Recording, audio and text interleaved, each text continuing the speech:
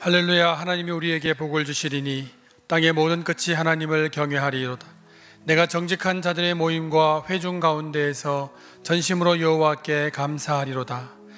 이스라엘아 들으라. 우리 하나님 여호와는 오직 유일한 여호와이시니 너는 마음을 다하고 뜻을 다하고 힘을 다하여 내 하나님 여호와를 사랑하라. 아멘. 우리 전심으로 하나님 아버지께 찬양을 드립시다.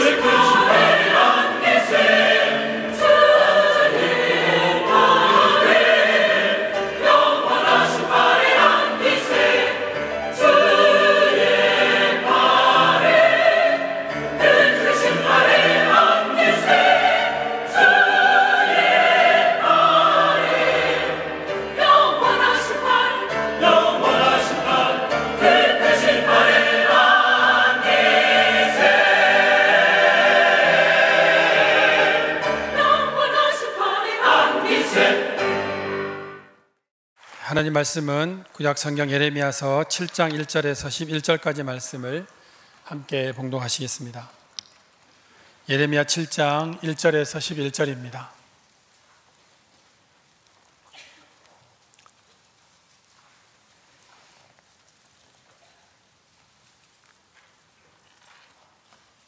하나님 말씀 함께 받들어 읽겠습니다. 여호와께로부터 예레미야에게 말씀이 임하니라.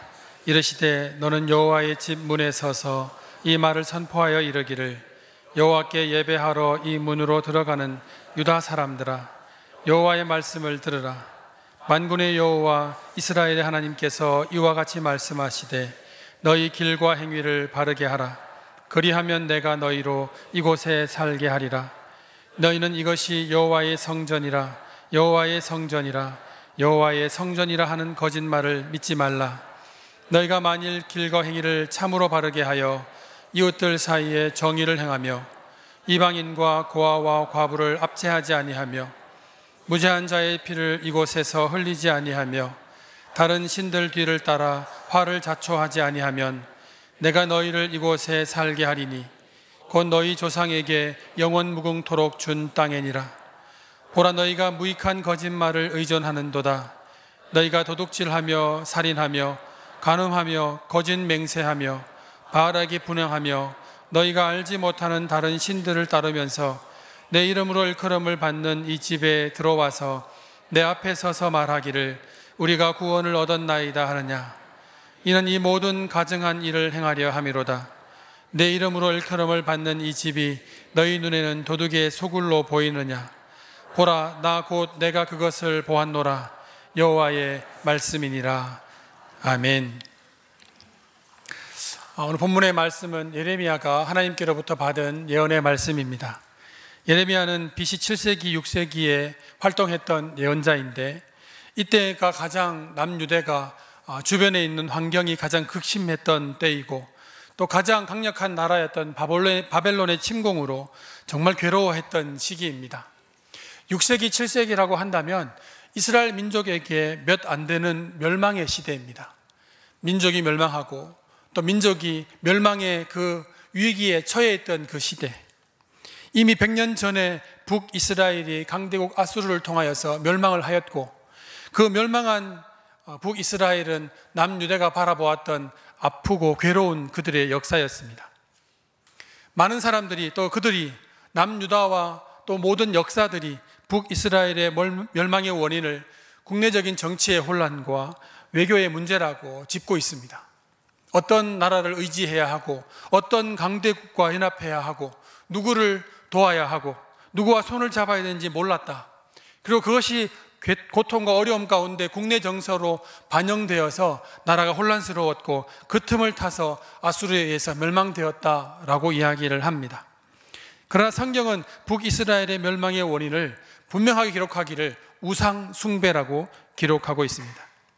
그런데 북이스라엘의 멸망의 전차를 따라서 남유대도 그렇게 그 길을 가고 있는 것을 바라보면 정말 멸망을 통해서 그들의 역사를 통해서 그들은 아무것도 배우지 못한 민족인 것 같습니다. 이스라엘 민족은 그들에게 임한 하나님의 심판을 전혀 생각지 못하고 있습니다. 그들은 하나님을 향하여서 우리는 하나님께 선택된 민족이고 거룩한 백성이며 여호와의 성전이 예루살렘에 있기 때문에 하나님이 우리와 함께 하시니 우리에게는 심판이 있을 수 없다라고 믿었던 사람들입니다. 남유대는 그들의 그 고통의 문제를 해결하기 위해서 애굽과 동맹을 하였고 애굽과의 동맹으로 위협받은 바벨론은 금방 남유다를 쳐들어옵니다. 남유다의 그 고통과 어려운 상황 가운데에서 바벨론의 침략은 매우 큰 어려움입니다. 그런데도 불구하고 남유다의 지도자들은 허황된 낙관주의에 빠져 있습니다. 이 허황된 낙관주의가 뭐냐면 앞에서 말씀드렸던 우리는 하나님의 선민이고 성민이며 하나님께서 우리와 함께 하시며 예루살렘이 우리와 함께 있다라고 믿었던 것입니다. 이것을 왜 허황한 낙관주의라고 부르는 것일까? 왜냐하면 그들이 가장 고통스럽게 멸망받았던 이유가 그것으로부터 시작이 되었기 때문입니다. 가장 주리었고 또 가장 힘이 있었던 하나냐와 같은 선지자들은 풍전도와 같은 그 시대의 현실을 바로 직시하지 못하고 그들의 백성들에게, 그들의 지도자들에게 예언하기를 하나님께서는 결국 우리를 구원하실 것이고 이 모든 어려움에서 우리를 헤쳐나가게 해주실 것이라고 희망찬 예언을 합니다. 하지만 오늘 본문에 나온 예레미야 선지자는 그 예언과는 다르게 이야기합니다. 오히려 하나냐를 거짓 예언자라고 책망하고 하나님께서 우리를 버리셨고 우리는 분명히 멸망하게 될 것이라고 예언을 합니다. 이 예언 때문에 예레미야는 하나냐에게 뺨을 맞기도 하고 옥에 갇히기도 하고 수많은 고초를 당하면서 그들의 동족의 위험과 살해의 위험과 외롭게 살아가야 하는 그런 예언자의 삶을 살아야만 했습니다. 그래서 예레미야를 우리가 일컫기를 눈물의 선지자라고 하잖아요. 눈물의 선지자뿐만 아니라 그가 눈물을 흘릴 수밖에 없던 이유는 사랑하는 민족을 향하여서 멸망을 선포해야 하기 때문이고, 또 하나는 그 멸망의 선포로 인해서 그는 외로워질 수밖에 없었습니다. 그래서 그를 외로움의 선지자, 고독한 선지자라고 부릅니다. 눈물을 흘리며 민족의 멸망을 예언해야 했던 선지자. 그도 사람들에게 칭찬과 격려와 위로와 회복과 여호와께로 돌아오기만 하면 하나님이 우리를 고치신다, 그런 이야기 왜 하고 싶지 않겠습니까? 근데 예레미야가 하나님께로부터 받은 이 7장의 말씀, 7장 전체를 다 읽지는 않았지만 뒤쪽으로 넘어가면 하나님께서 이렇게 멸망하실 거다, 너희는 멸망당한 그 실로의 이야기들을 기억하라, 그리고 예레미야에게 말씀하시기를 너는 더 이상 이제 민족들을 위해서 중보기도 하지 말라, 이 얘기까지 하십니다. 이런 고통 가운데에서 예레미야가 이 이야기를, 이 선포를 할 수밖에 없었던 이유는 하나님을 더 두려워했기 때문입니다. 사람을 두려워하면 하나님의 이야기를 하지 않습니다. 여러분도, 우리 모두도 다 칭찬한 이야기, 긍정적인 이야기 듣고 싶잖아요. 내가 좀 믿음이 없어도 목사님이 괜찮습니다, 내가 오늘 주일날 교회 나오지 않고 주일을 빼먹어도 아이고 바쁘면 그럴 수 있지요, 사는 게 다 그런데요, 이런 얘기 들으면 어떻습니까? 좀 위로가 되지 않습니까? 하나님도 나를 위로해 주신다, 목사님도 위로해 주신다. 그 이야기가 거짓 선지자 하나냐의 이야기였습니다. 시대는 어렵고 현실은 고통스럽고 하나님의 메시지가 분명히 있는데 우리에게 위로와 또는 긍정적인 이야기만 한다고 해서 하나님 말씀이 아니었던 겁니다. 오히려 예레미야처럼 너희를 그렇게 믿으면 안 된다, 그렇게 믿으면 다 지옥 간다, 그 이야기를 아멘할 수 있는 사람이 몇 사람이나 될까요? 그러니 예레미야는 사람들에게 비난받을 수밖에 없고 또 외롭게 살 수밖에 없는 사람입니다. 그럼에도 불구하고 하나님이 예언하라 하신 그 말씀을 그는 잠잠할 수 없었기 때문에 최선을 다해서 미움받더라도 하나님의 말씀을 전합니다. 난치병 중에 하나인 류마티스 관절염이 있습니다. 저희 집안에도 우리 장모님께서 관절염이 있으신데 이 관절염은 굉장히 큰 통증을 안고 있습니다. 처음에 제가 처갓집에 갔을 때 저도 목사니까 저는 믿거든요. 제가 기도하면 하나님께서 낫게 해주실 거라고 믿거든요. 여러분이 아멘 하지 않더라도 저는 믿습니다. 그래서 손을 콕 잡고 간절히 기도했습니다. 그때 우리 장모님이 너무 삶에 고통스럽고 찌들려 계셔가지고 교회를 안 나오셨는데 지금은 잘 나오고 계시지만, 근데 정말 제가 간절히 기도했는데 정말 뜨거운 눈물을 흘리시는 거예요. 그래서 저는 제 생각에 그래, 역시 하나님께서 응답해 주시고 내 기도를 들어주시는가 보다라고 생각했는데, 기도 끝나고 난 다음에 어머니 하시는 말씀이 살살 잡으라고, 이게 손이 너무 아프다고 정말 진지하게 말씀하셔서 눈물 흘릴 정도니까 몰랐어요, 그렇게 아픈지. 여러분 주변에 혹시 류마티스 관절염 환자가 있지 않으신가요? 그분은 손이 있으면 그냥 손을 이렇게 스치기만 해도 아파요. 굉장히 아파요. 왜냐하면 이 혈관과 뼈가 이렇게 뒤틀리기 때문에 그 관절염이 굉장히 통증이 심합니다. 손뿐만 아니라 무릎이나 허리나 이럴 때 관절염이 있는 분들은 굉장히 통증이 심합니다. 또 관절염 자체가, 류마티성 관절염은 그 뼈 자체를 녹이기 때문에 굉장한 통증을 유발합니다. 근데 병원에 가지 않고 통증이 있을 때 진통제를 먹으면 아프지가 않아요. 조금만 아프죠. 근데 진통제를 먹으면 아프지는, 통증은 많이 줄어들었지만 이 뼈와 살이 뒤틀리는 건 여전합니다. 그러니까 통증은 없는데 뼈는 뒤틀리니까 나중에 치료 시기를 놓쳐버려요. 환자들이 그렇게 많은 이야기를 하죠. 의사들은 이야기합니다. 치료의 시점은 통증을 아는 것에부터 시작이 한다고. 그래서 통증이 있어야만 치료를 시작한다는 거죠. 이스라엘 민족에게 하나님께서 통증을 주시기 시작하신 겁니다. 그 전까지는 다 괜찮다고 진통제만 다 처방해서 왔었습니다. 북이스라엘이 멸망하기 전에, 남유다가 멸망하기 전에 모든 예언자와 선지자의 메시지는 회개하라, 돌아오라, 그러면 하나님이 너희를 용서하실 것이요 회복해 하실 것이요 다시 하나님 앞에 세우실 것이라는 희망적인 메시지였습니다. 이사야도 그랬습니다. 그런데 류마티스 관절염이 있는 환자처럼 이스라엘 백성들에게 이제는 처방을 해야 할 때가 왔습니다. 이제 진통제는 그만하고 이제 수술을 해야 할지, 큰 수술을 해야 할지 무언가 처방을 내려야 될 때가 온 것입니다. 그래서 그 이전과는 달리 예레미야의 이 예언은 그 이전의 선지자들과 완전히 다른 메시지입니다. 하나님은 우리를 버리셨고 우리는 멸망당할 것이며 이 모든 현실을 바르게 직시한다면 이스라엘 민족이여 바벨론에 항복하라는 거예요. 이게 예레미야의 메시지입니다. 항복하라니. 항복하라는 그 말을 들으면 어떤 마음이 듭니까? 배신자란 마음이 들죠. 어떻게든지 나라를 회복시키고 사람을 살려야 되지 항복하라니. 그러니 예레미야는 수많은 백성들에게, 그의 동족들에게 죽음의 위협을 받을 수밖에 없는 사람이 된 것입니다. 하지만 예레미야의 예언처럼 BC 597년에 1차적으로 바벨론이 쳐들어옵니다. 그 바벨론이 1차 침공 때 그 군사 수가 너무너무 많았어요. 정말 모래와 같이 많이 쳐들어온 그들을 바라본 이스라엘 민족은 이건 저항한다는 건 의미가 없는 일이다. 그래서 항복합니다. 예루살렘 성벽을 열고 모든 것을 내어줍니다. 바벨론이란 나라의 정책은 정복 정책 가운데 가장 핵심이 초토화시키는 거예요. 초토화. 거의 다 죽여버립니다. 남지 않고. 또 하나는 뭐냐면 이주 정책이에요. 이주 정책. 백성 국민들을 다 몰아가지고 똑똑한 사람들은 다 데리고 저 먼 곳으로 보내버리는 겁니다. 그래서 유대인들 디아스포라가 생기기 시작한 데가 그때부터입니다. 바벨론의 포로들, 그들의 삶에 얼마나 많은 고통이 찾아왔을까. 그것뿐만 아니라 왕궁에 있는 모든 보물들을 다 약탈해 갔고 멸망당한 나라들이 해야 할 일들은 매년마다 꾸준하게 바벨론에 조공을 바쳐야 합니다. 이 조공이 그냥 바칠 만큼 바칠까요? 아니죠. 생각 안 합니다. 그냥 있는 대로 다 내놓으라는 거예요. 먹는 것, 금은 보화. 그러니 얼마나 괴롭겠습니까? 너무나 고통스러운 유다는 드디어 결정을 하죠. 그래도 우리에게 도움을 줄 수 있는 건 애굽밖에 없다. 그래서 애굽이랑 연맹을 하여서 바벨론에 항거합니다. 그러나 BC 587년에 애국과의 연합전선을 폈던 전쟁이 참패하고 맙니다. 1차 침공은 전쟁이 없었어요. 그래서 예루살렘 성벽과 예루살렘 성전이 유지되어 왔습니다. 예루살렘 성전이 어떤 곳입니까? 다윗이 준비하고 솔로몬이 지었던 위대한 곳 아닙니까? 이스라엘 민족이 그곳에 하나님이 계셔서 우리는 영원히 멸망하지 않을 민족이라고 지금도 이야기하고 있는 그 예루살렘 성전이 그곳에 있는 곳인데 2차 침공 때는 완전히 회파되어 버립니다.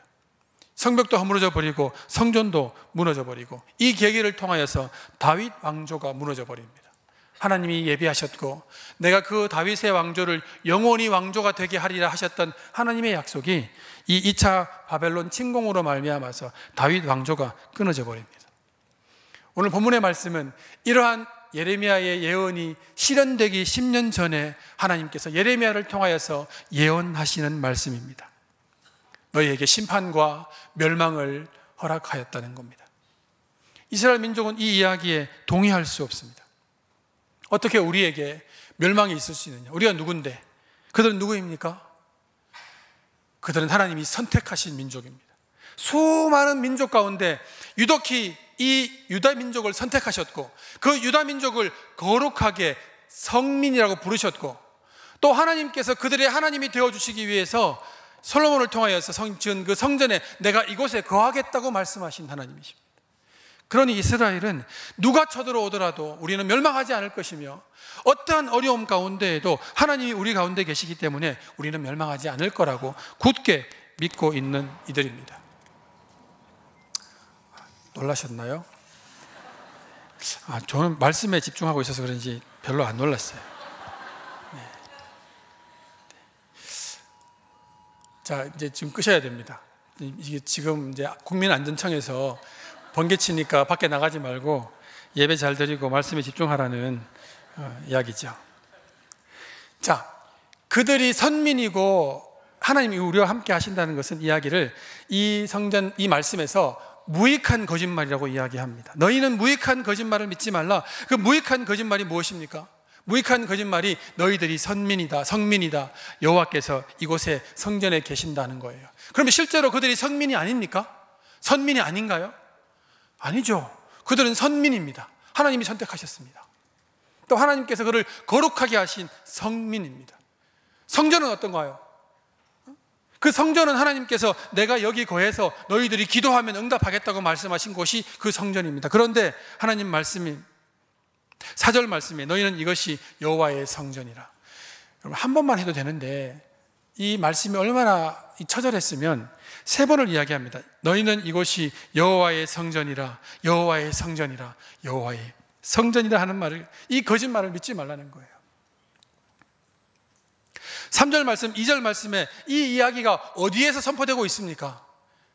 열심히 하나님을 섬기지 않고 마음대로 살고 때로 주일도 빼먹고 사역도 하지 않고 뺀질뺀질하는 그런 이스라엘 민족이 아니라 예배하러 오는 여호와의 성전 문 앞에서 예배드리는 들어가는 사람들에게 이야기하라는 거예요. 뭐라고 얘기합니까? 자, 한번 상상해 보세요.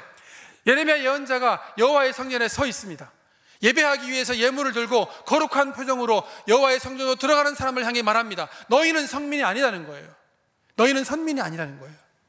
그리고 이곳에 하나님이 전이라고 믿지 마라. 이거 거짓말이다. 여기 하나님이 전 아니라고 얘기하는 거예요. 이게 말이나 되는 소리입니까?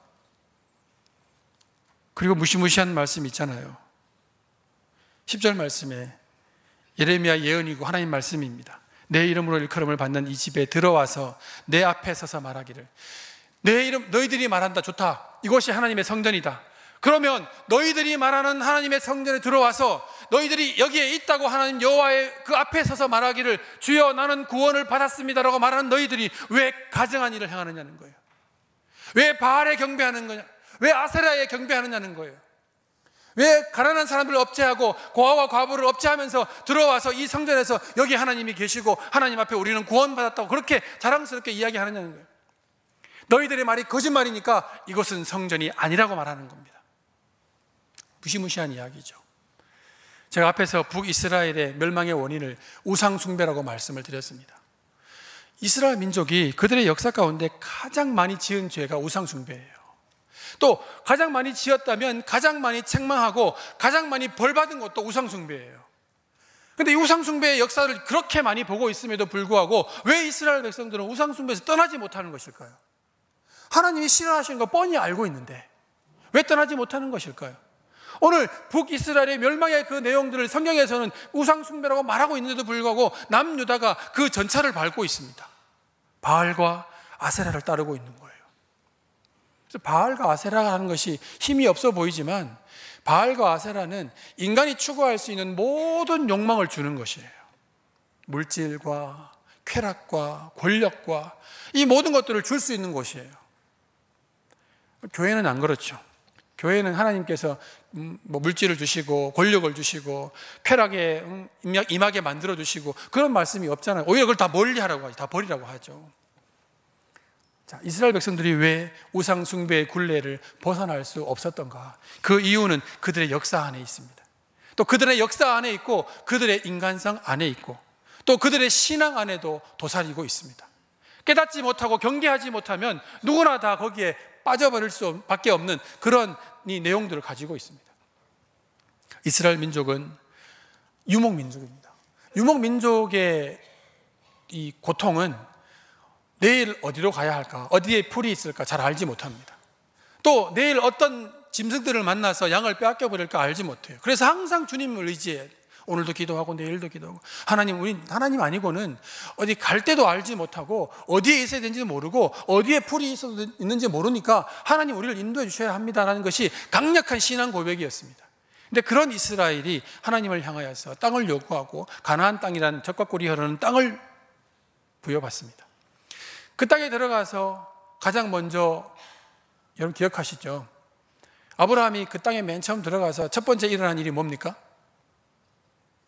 화려하고 비옥한 땅과 정말 이따만한 포도송이와 그런 걸 봤을까요?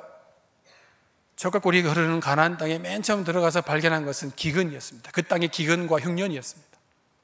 그 기근과 흉년 때문에 아브라함도 옮겨가서 어디로 갑니까? 애굽으로 내려가는 거예요. 차라리 애굽 땅을 주셨으면 더 나았을 텐데 애굽이 아니라 가나안 땅이었고 가나안은 근데 그 해에 아주 심한 흉년이 들었었습니다. 이스라엘 백성들이 가나안 땅에 정착해서 이후에 여호수아를 통하여 땅을 분배받고 난 다음에 그 땅에서 가장 많이 추구했던 게 뭡니까? 목축이었습니까? 목축을 하면 땅이 필요 없죠. 돌아다니면 되니까. 정착을 하게 되면 농사를 지어야 합니다. 지금이야 농사가 천시되고 있죠. 옛날 저 어릴 때에는 농사가 천하지 대본이라고, 농사가 다 기본이라고 얘기할 정도였는데, 요즘 시대에 농사 지어서 부자 되는 시대가 아니니까 농사를 지으면 빚 안 지는 것만 해도 그건 잘하는 것이죠. 지금처럼 비도 이렇게 오고 또 안 오다가 비가 또 너무 많이 오고 이러면 농사를 지으라나 말아나 이런 그 정도의 아주 힘든 상황이 되고 맙니다. 여러분, 농민들을 위해서 기도해 주셔야 합니다. 또 대부분 농민들을 위해서 기도하실 때 기도만 하시지 말고 그 슈퍼에 가서 뭘 사거나 시장에 가서 뭘 살 때 제발 깎지 마시고 좀 더 달라 하지 마시고 고생 많습니다 하고 그냥 기분 좋게 사주시면 좋겠습니다. 그것도 믿음의 일종이라고 저는 생각을 합니다. 농사를 맨 처음 지을 때 가장 먼저 고려되는 것은 언제 파종을 하고 어떻게 씨앗을 준비하고 언제 어떤 물을 대고 언제 이것을 다 거둬들일까 하는 것이 문제입니다. 내 마음대로 하면 되겠죠? 됩니까? 아닙니다. 그렇게 영농했다가는 다 망합니다. 요즘도 영농이 기계 영농으로 하고 요즘 최첨단의 4차 산업 영농을 하기 때문에 옛날처럼 그냥 무턱대고 막 뿌렸다가 이건 되는 것도 아닙니다. 정확하게 해야 되고 아주 논리적으로 해야 되고 과학적으로 요즘 많이 합니다. 그래야 많이 거둬들일 수 있기 때문에. 하지만 예전에 그들이 정착해서 농경을 시작했을 때 그 농경 문화는 대부분 다 우상들의 문화입니다. 이방 신상들의 문화예요. 특히 아세라 같은 경우는, 아세라 신은 다산의 신입니다. 다산의 신. 모든 것들을 거두어 들일 때 많이 거두어 들이게 하고 평년을 주는 신이기 때문에 그 신을 섬기는 이방인들을 바라보면 유대인들이 느끼기에 우리도 파종하고 그 신들을 섬겨야 한다는 생각들을 하게 된 거예요. 이것이 시작입니다. 우상 숭배의 시작입니다. 하나님의 사람들이 세상에 섞여서 살아가면서 그 세상을 바라보고 그 세상의 화려함을 바라보고 마음에 혹하기 시작한 거예요. 저는 가끔 그런 생각을 해봅니다. 물론 정말 그러냐고 물으면 정말 그렇다고 대답을 딱 할 수는 없는데, 예수님을 믿고 그 마음에 구원의 감격이 충만할 때 죽으면 어떨까요? 아침부터 번개치는데 죽는 얘기 죄송합니다. 그러면 우리의 신앙을 지키고 구원받을 거예요. 그런데 우리가 구원받고 예수 그리스도에 대한 구원의 확신과 제사함의 경험과 하나님이 나의 주님 되심과 내 삶에 역사하신 주님을 경험하고 난 다음에 여기서 내 인생이 끝이 아니라 시작이 되는 거예요. 시작. 그 시작에 뭐가 있습니까? 하나님께서 보내주시는 스포트라이트가 쫙 비춰가지고 하나님이 인도하시면서 거기는 아니야 여기는 아니야, 이 인도함이 있습니까? 하나님의 인도하시면 눈에 잘 보이지 않지만 그곳에 화려한 세상이 있습니까?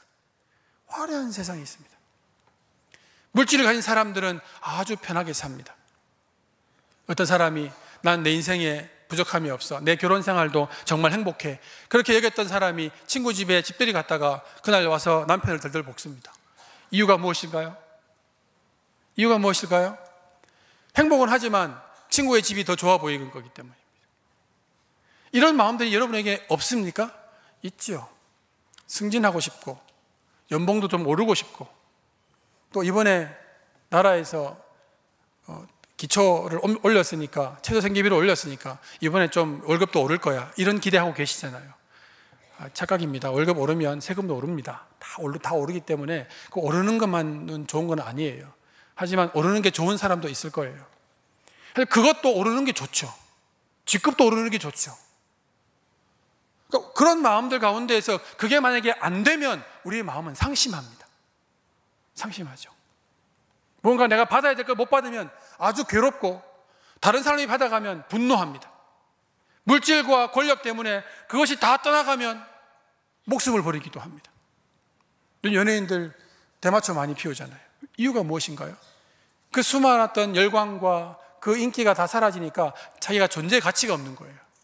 그러니 그렇게라도 뭔가 풀고 싶은 마음들, 그 마음들이야 이해는 되지만, 하지만 그렇게밖에 할 수 없을까라는 것 때문에 마음은 아픕니다. 그들 욕하지만 믿음 안에서 이 세상을 살아가는 우리들이 세상의 화려함을 바라보고 그 화려함에 눈이, 정신이 팔려 있다면, 여러분, 우리도 이스라엘 민족처럼 우상을 숭배할 가능성이 매우 높습니다. 이스라엘 백성들처럼 예레미야의 선포가 예배하러 오는 자들 앞에서 그들에게 선포하는 것처럼 오늘 우리도 예배하러 온 이곳에서 우리가 우상 숭배하고 있다는 이 이야기를 여러분들이 들어야 할 이야기가 되는 이유가 바로 여기에 있습니다. 이 이야기가 우리의 마음을 찌르고 기분이 나쁠 수도 있습니다. 지금 제 이야기를 다 미사여고 다 떼놓고 이야기해보면 여러분 구원받은 거 거짓말입니다. 어떻게 구원받았다고 확신할 수 있습니까? 여러분 마음속에 성령의 동행하심이 있다고 하는데 그 말도 거짓말입니다. 그 말을 거짓말이라고 여기 나와 있잖아요. 그 말을 믿지 말라. 거짓말을 믿지 말라는 거예요. 하나님과의 올바른 관계가 없는데 어떤 예배가 은혜로운 예배입니까? 우리는 예배 드릴 때 오늘 이 자리에서 집중하면 된다고 생각해요. 일주일 내내 마음대로 살고 욕심내고 살고 비난하고 살고 욕하고 살고 예수님이 안 믿는 사람들은 살아놓고 여기 와서 1시간만 잘 예배 드리면 괜찮다고 생각하는 거예요. 그러면 예배 성공하니까 내 모든 죄가 너희 죄가 마치 목사님의 선포가 너희 죄를 사하노라 이것처럼 들려서 예배 드리고 나가면 뭔가 내 마음이 홀가분해지는 것처럼 자유하고 나갑니까? 여러분 그러면 이 말씀을 기억하십시오. 여러분의 구원받았다는 그 거짓말을 믿지 마십시오. 이곳에서 주님을 만났다는 그 거짓말을 믿지 마십시오. 온전한 예배가 아닌데 어떻게 주님을 만났습니까? 이스라엘 백성들에게 선포하는 자리를 보십시오. 여호와의 성전이라고 말하는 그 문 앞에서 예배드리러 예물을 들고 가는 자들 앞에 그들에게 이야기하기를 이곳엔 하나님이 계시지 않는다. 여기 하나님이 계신다는 거짓말을 믿지 말라고 얘기하는 거예요. 세상을 향해서 세상 속에 살아가는 우리들이 하나님을 더 사랑할 수 있습니까? 물론 하나님을 사랑한다고 합니다. 하나님밖에 없다고 말합니다. 그러나 이곳에서는 그렇게 말하지만 세상에 나아가면 세상에서 얻을 것들을 다 얻기 위해서 그것에 대해서 복종하고 그것에 대해서 숭배합니다. 하나님을 통해서 얻고자 하는 것이 있는 게 아니라 하나님 아니고 내가 구하고 얻고자 하는 것을 누군가 줄 수 있다면 그게 하나님이라고 말하는 거예요. 난 그것을 하나님이라고 부르지 않더라도 거기에 신적인 경배를 합니다. 오늘 예배에 말씀의 은혜가 없이 또는 우리의 신앙적인 기쁨과 즐거움 없이 살아가는 우리의 모습을 한탄해 본 적이 있으신가요? 나는 왜 이렇게 믿음이 없는 것일까? 나는 왜 예배를 드릴 때마다 이렇게 감동이 없는 것일까? 나는 왜 예배를 드릴 때마다 이렇게 눈꺼풀이 무거운 것일까? 제가 오늘 앞에 서보니까 제가 늘 제 자리가 여기입니다. 목사님 여기 계시죠? 여기 앞에 딱 서보니까 제 마음에 아주 큰 회개가 일어나는데 절대로 졸지 말아야 되겠다. 다 보이네요. 잠깐조라도 보이네요. 제가 가끔 여기서 앞에서 가끔 이렇게 졸 때가 있는데 존다는 말이 오래 조는 게 아니라 한 1, 2초 정도 깜빡할 때가 있어요. 그 순간에 목사님과 눈이 마주치면 예배를 다시 드립니다. 저희들은 그 다음 예배를 다시 드립니다. 그 정도로 목사님께서 철저하게 예배를 강조하시고 하는데 앞에서 그 느낌이 들어요. 이렇게 예배를 드렸어요. 돌아가실 때 내 마음의 용기와 기쁨과 하나님만으로 만족해야 되겠다, 하나님만을 섬겨야 되겠다, 그 마음으로 살아야 되겠다, 이런 확신과 기쁨 없이 저 길을 나설 때에 가슴이 아프신가요? 죽고 싶을 정도로 내가 이렇게 살아서 뭐해, 난 믿음도 없는데, 그런 마음 들까요? 우리 안 들죠. 하지만 우리 삶에 내 돈을 누가 뺏어가면, 내 권력을 누가 뺏어가면, 내 인기를 누가 뺏어가면 그 사람이 죽이도록 믿습니다. 기회가 있다면 죽이고 싶을 거예요. 말로도 얘기할 거예요. 너 죽여버리겠다고. 아주 쉽게 얘기할 거예요. 그걸 빼앗기는 것에 대해서 분노할 거예요. 분개할 거예요. 그 빼앗기는 것을 빼앗기지 않기 위해서 아이들에게도 야, 정신 바짝 차리고 공부해야 돼. 공부 열심히 하면 다 뺏겨. 막 그렇게 살벌하게 얘기할 수도 있을 거예요.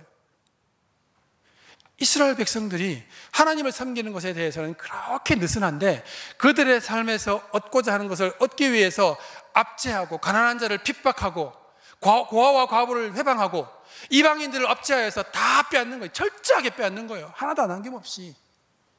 먹고 살 거 없이 다 빼앗는 거예요. 그리고 이야기하잖아요. 그들이 얻는 것을 얻기 위해서 내가 나에게 줄 수 있는 모든 것들을 줄 수 있다면 바알도 신이요, 바알도 하나님이요, 아세라도 하나님이라고 고백하고 있잖아요.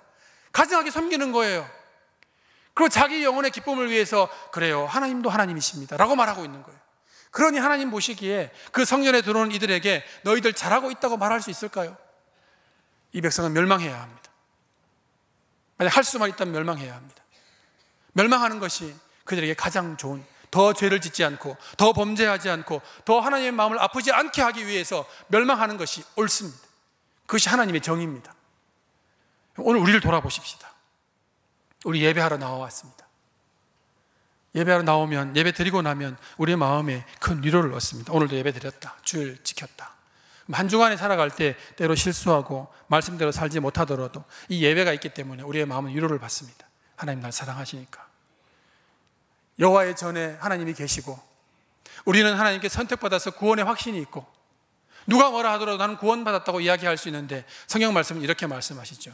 너희들이 내가 있다고 하는 그 성전에 또 내가 있다고 하는 내 앞에서 나는 구원받았습니다라는 너희의 입술로 가난한 자를 압제하고 고아와 과부를 회방하고 이방인들을 착취하는 너희들의 마음이 우상을 섬기고 아세라와 바알을 섬기는 너희의 마음이 어떻게 여기와 여기가 그렇게 다르냐라고 말하는. 그래서 오늘 예레미야가 백성들 하는 말이 너희의 길과 행위를 바르게 하라고 말해요. 길과 행위를 바르게 하라. 길과 행위가 바르게 뭡니까? 너희 믿는 것과 삶을 똑같이 하라는 거예요. 믿는 것과 삶을 똑같이 하라. 여기서 믿는다면 너희의 삶에도 그렇게 살아라고 말씀을 하고 있는 거예요. 여러분, 예레미야는 멸망의 시대의 선지자입니다. 예레미야서를 쉽게 읽을 수 없는 장입니다. 왜냐하면 이 예레미야의 시대에 이스라엘이 멸망했습니다. 수만이 죽었고 수백만이 포로로 잡혀갔고 수많은 사람들이 이별했던 자리가 바로 예레미야의 자리입니다. 오늘 우리 현장에도 이 이야기를 하고 있습니다. 이 시대는 멸망의 시대이고 죄악의 시대이고 예레미야 선지자가 선포하는 시대라고 우리 스스로도 내 입으로도 공고히 말하고 있지 않습니까? 그렇게 말하면서도 여호와의 말씀을 청종치 아니하고 하나님께로 마음을 돌려서 세상으로부터 떠나지 않고 여전히 그 우상 앞에 있는다면 우리는 멸망받을 것입니다. 우리 인생은 다 멸망받을 것입니다. 우리의 삶이 멸망의 시대를 살아가더라도 구원받는 그리스도인이 될 수 있기를 축복합니다. 하나님을 향하여서 우리의 모든 것들을 집중하고 세상 속에 살아가지만 그 세상을 통하여서 우상을 숭배하지 않는 우리 모두가 될 수 있기를 축복합니다. 정신 안 차리면 자기도 모르게 훅 갑니다. 정당하다고 생각합니다. 내가 여기 있는 거 정당한 거야. 이것을 구하는 거 정당한 거야. 재물과 권력과 명예가 내게 있는 게 정당한 거야. 그걸 정당하다고 생각하면 그 정당한 마음으로 죄를 짓고 정당한 마음으로 교회에 나와서 예배를 드리면서도 죄책감이 없는 거예요. 우리는 죄책감이 있어야 합니다. 그래야 우리의 마음을 하나님께로 돌립니다. 그 죄책감을 이야기하는 예레미야의 선포에 귀를 기울일 수 있는 저와 여러분 될 수 있기를 축복합니다. 기도하겠습니다. 함께 마음을 놓고 기도하실 때 하나님, 우리가 원하는 것이 하나님입니까? 아니면 재물입니까? 세상입니까? 만약 우리가 세상을 원해왔다면 기도하면서도 하나님 잘 믿으면 부자 되나요? 기도하면 형통하나요? 예배 드리면 모든 것이 해결되나요? 그런 마음으로 먹었다면 우리는 우리도 모르게 우상 숭배를 하고 있었던 겁니다. 우리는 예배하는 것으로 끝나야 합니다. 그것으로 만족되어야 합니다. 기도하는 것으로 만족되어야 합니다. 왜냐하면 우리의 요구는 하나님뿐이기 때문입니다. 우리 시간 기도하실 때 주님, 제가 원하는 것은 주님뿐입니다 고백하시고 그것을 우리의 삶으로 옮길 수 있는 우리가 되게 해달라고 간절히 기도하시겠습니다. 전능하신 아버지 하나님, 주님, 우린 주님뿐입니다. 그렇게 고백하면서도 이것도 있어야 되고 저것도 있어야 되고 이것이 없어서 괴롭고 저것이 없어서 괴롭다고 이야기하고 주님을 떠나 그것을 얻을 수 있는 방법들을 끊임없이 추구해 왔습니다. 주님, 저희들 용서해 주시고 다시 주님만을 향할 수 있도록 도와주시옵소서. 우상이 주는 것이 화려하고 그 재물과 권력이 뛰어나다 하더라도 우상은 주님을 줄 수 없으니 오직 주님만을 말할 수 없고 주님만을 의지할 수 있는 저희들이 되게 인도하여 주시옵소서. 주님을 사랑하는 일에 마음을 쓰게 하시고 주님을 섬기는 일에 물질을 쓰게 하시고 주님을 높이는 일에 우리의 모든 태도와 자세를 쓰게 하여 주시옵소서. 주님, 흔들리지 않게 하시고 유혹당하지 않게 하시고 우상의 자리에서 벗어나게 하여 주시옵소서. 주님, 전능하신 아버지 하나님, 은혜를 감사합니다. 지금 저희들이 지금껏 아무 생각 없이 달려왔던 그 삶의 길이 육신을 쫓아가고 재물을 쫓아가고 세상을 쫓아가다 주님보다 그것들을 더 소중히 여기게 되었습니다.